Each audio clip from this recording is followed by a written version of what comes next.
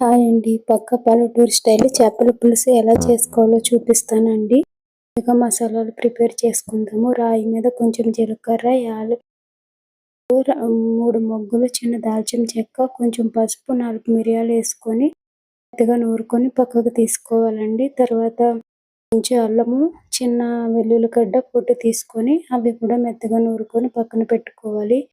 4 పెద్ద ఉల్లిపాయలు మీడియం సైజువి పొట్టు తీసుకొని పక్కన పెట్టుకున్నానండి నూరుకోవడానికి.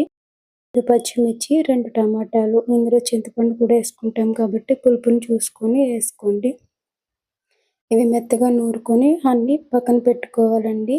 మిక్సీలో చేసిన టేస్టు రాయి మీద టేస్ట్ చాలా డిఫరెంట్ ఉంటుంది కదండి. ఎంతైనా మిషనే న్యాచురలే కదండి. ఇలా ఒకసారి ట్రై చేయండి. మీకు వీలైతే టేస్ట్ అయితే చాలా అంటే చాలా బాగుంటుంది. నేను ఉల్లిపాయలు నూరుకుంటున్నానండి. ఇవి కూడా నూరేసుకొని పక్కకు తీసుకొని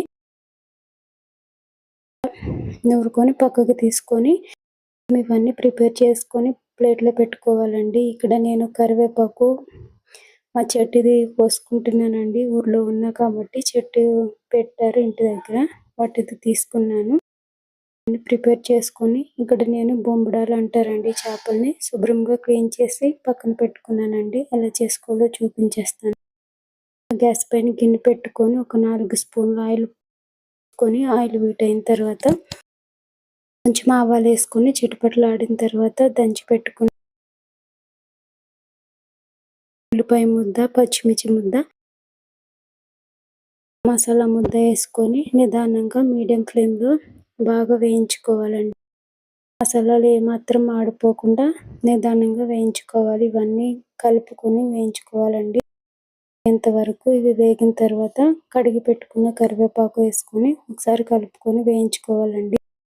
నేను మసాలాలు వేగడం కోసం కొంచెం ఉప్పు వేస్తున్నానండి. పులుసు కాబట్టి రాళ్ళు ఉప్పు వేసుకుంటే టేస్ట్ బాగుంటుంది.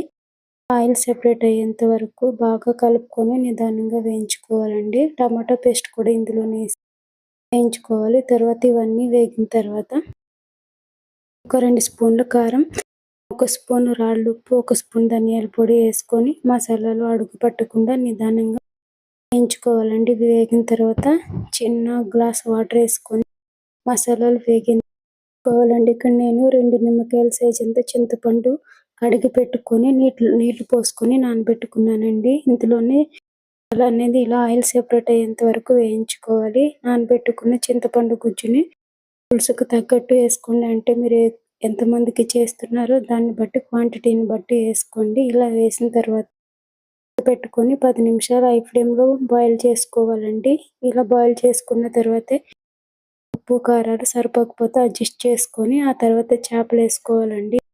చూడకుండా వేస్తే చేపలకు అనేది ఉప్పు కారం సరిపోకుండా అవుతుందండి. కాబట్టి చేపలు వేసుకొని ఒకసారి కలిపేసి మూత పెట్టుకొని 10 నిమిషాలు హై ఫ్లేమ్లో ఉడికించుకొని వేసుకొని 5 నిమిషాలు మీడియం ఫ్లేమ్లో ఉడికించుకుంటే సరిపోతుందండి. ఎంతో టేస్టీ అయిన బొమ్మడాలు చేపల పులుసు రెడీ అండి. చూస్తున్నారు కదా. వీడియో నచ్చితే లైక్ చేయండి, షేర్ చేయండి, సబ్స్క్రైబ్ చేసుకోండి.